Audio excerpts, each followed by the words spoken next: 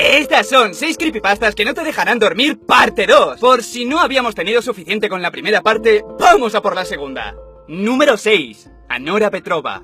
A través de un email, Anora Petrova, una patinadora artística sobre hielo famosa, le contó a un amigo que estaba muy asustada por lo que había pasado hacía unos días. Le contó que, con los nervios de la competición y sin poder concentrarse en nada, decidió pasar el tiempo buscando información sobre ella en internet. En esa búsqueda fue a parar a una página de Wikipedia que alguien había creado sobre ella. El caso es que no había mucha información, casi era un borrador, pero antes de cerrarla, se percató de que decía que ella había ganado la competición de ese año, que aún estaba por celebrarse. Teniendo en cuenta que Wikipedia lo puede modificar cualquiera, pensó que tenía que ser algún fan o incluso alguien de su familia que lo había puesto para darle ánimos o como un amuleto. Sea como sea, ganó la competición, su primera victoria. A raíz de eso cogió la costumbre de mirar su página antes de cada competición y todas y cada una de las veces acertó. Aunque lógicamente le parecía extraño, estaba contenta por las victorias. Era feliz hasta que las cosas comenzaron a torcerse. En el email le cuenta a su amigo que antes de una competición importante para asegurarse la victoria, ella misma editó la página, pero inmediatamente después la reeditaron diciendo que su egoísmo le arruinó la vida. Empezaron una serie de eventos terribles, cada vez peores. Sabía que tenía que dejar de mirar la página, pero no podía hacerlo. Para empezar, predijo que la cuchilla del patín de otro competidor se partiría y le daría en la cara, y así fue. Además, le acusaron a ella de manipular esos patines y le echaron de la competición. Más tarde vio que habían puesto que Anora era una huérfana patética y con miedo llamó a sus padres, pero no contestaron. En su lugar solo pudo escuchar una risa. Siempre que llamaba,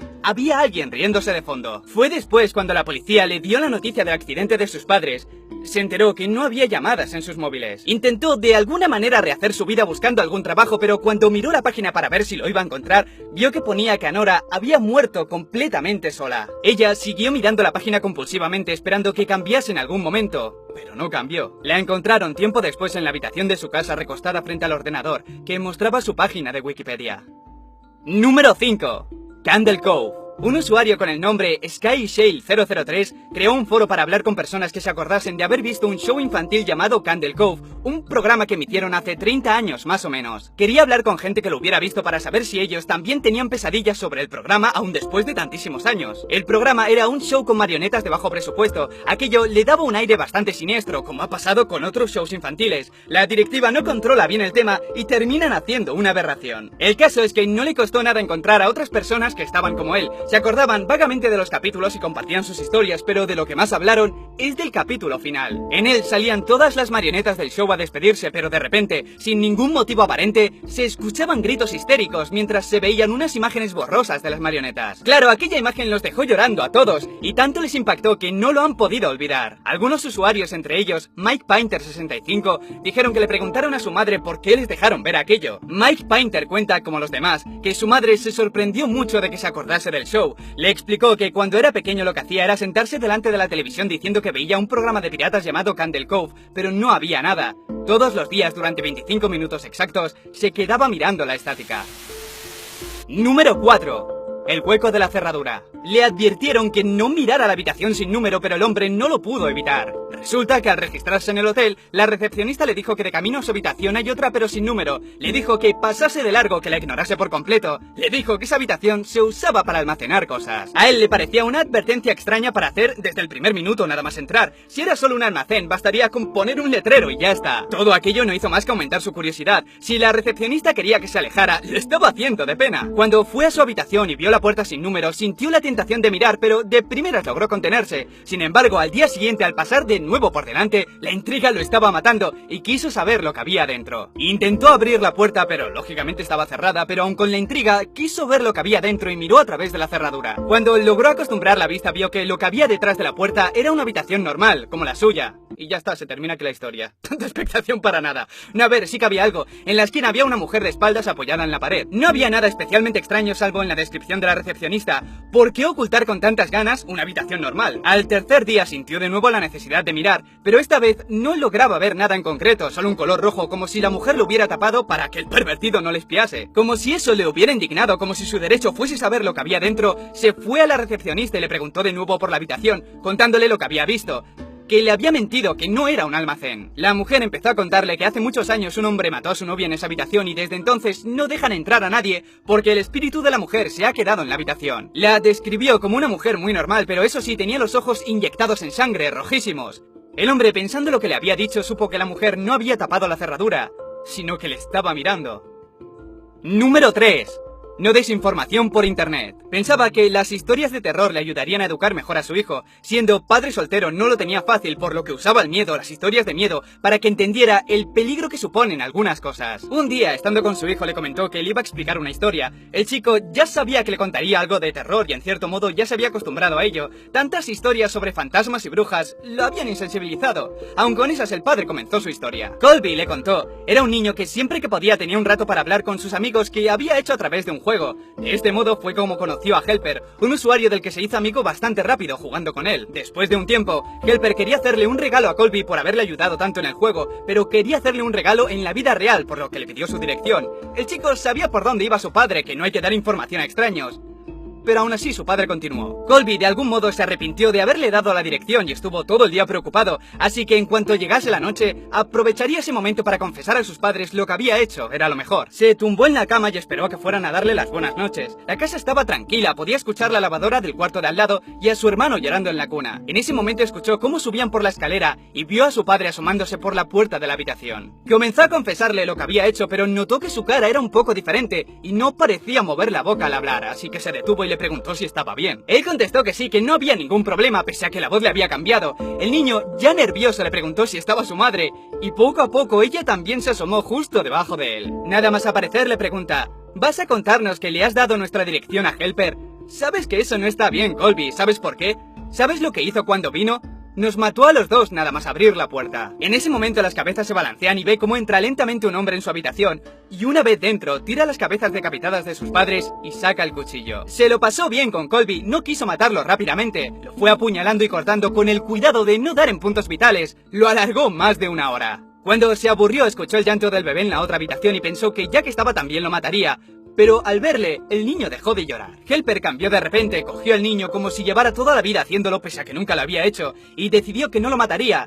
Le gustó tanto que lo crió como si fuera su hijo, y lo llamó William. Su padre supo que la historia había tenido éxito cuando vio que su hijo no reaccionaba, así que le pasó la mano por la cabeza y le dijo, ¿verdad que no darás información a desconocidos, William? Número 2.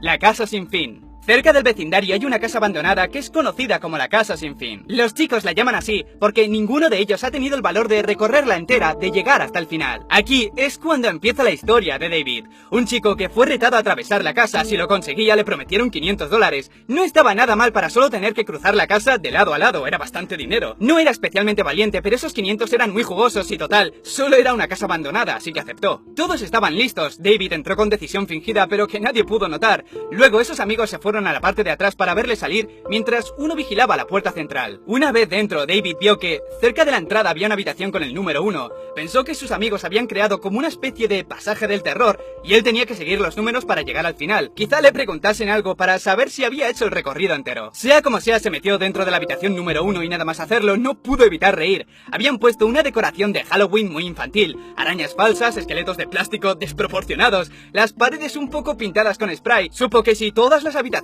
eran iguales, sería hasta divertido. Al entrar en la habitación número 2, la cosa había mejorado bastante. En este punto había una máquina para crear humo, unas luces que daban sombras por todas partes. El tema es que cada vez que avanzaba a otra habitación lo que encontraba dentro era peor. En la 3, por ejemplo, había insectos reales por todas partes que comenzaron a atacarle. En la 4, entró en una habitación vacía completamente por no había puertas. Aquí estuvo un rato largo encontrando alguna explicación, hasta que la puerta apareció sin más. La 5 y la 6 eran también habitaciones vacías pero con una silla en el centro y un foco de luz. En la 7 se sumió en una oscuridad tan profunda que no podía ver sus manos. Sentía aún así que había alguien más en la habitación y estaba justo a su lado.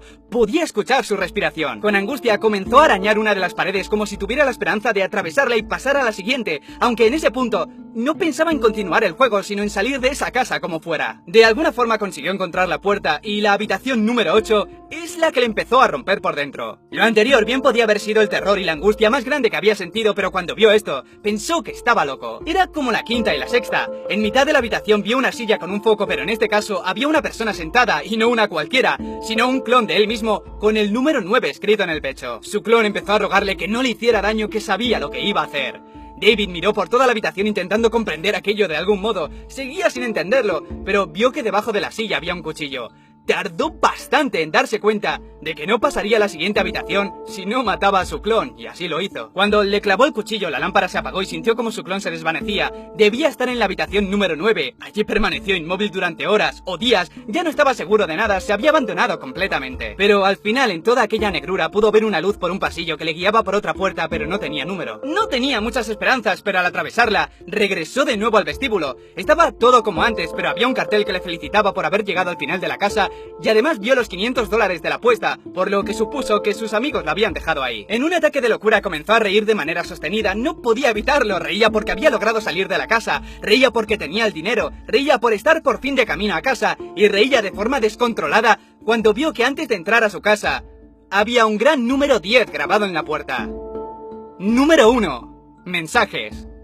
Nathan estaba pasando por la peor época de su vida. Su novia había muerto no hace mucho y ahora estaba intentando junto con su familia borrar su Facebook. Lo más extraño es que un día, sin venir a cuento, recibe un mensaje desde su cuenta, un simple hola. En un principio pensó que alguien al enterarse de su muerte lo estaba utilizando para hacer una broma de mal gusto, por lo que lo notificó sin darle más importancia. Pero al poco tiempo la cosa fue empeorando. Seguía recibiendo mensajes sin mucho sentido, como a medias, mensajes que decían que la llamara, que parase, que tenía miedo y que hacía frío. Y para rematar, se etiquetaba en fotografías nuevas donde ella no aparecía. Es verdad que aquello le disgustaba, pero en el fondo sabía que si no era una broma era algún fallo, que recopilaba partes de conversaciones antiguas y las publicaba como nuevas. Pero esa teoría suya se desmoronó en el momento en el que ella dijo que hacía frío. Recuerda que justo antes de morir ella no paraba de repetir que tenía mucho frío. Ya no sabía ni qué pensar, todo aquello le ponía triste y furioso. Pensó en dejar de escribir a su novia e ir a ver a la familia para ver qué se podía hacer, pero antes de dejar el ordenador recibió un último mensaje, una imagen.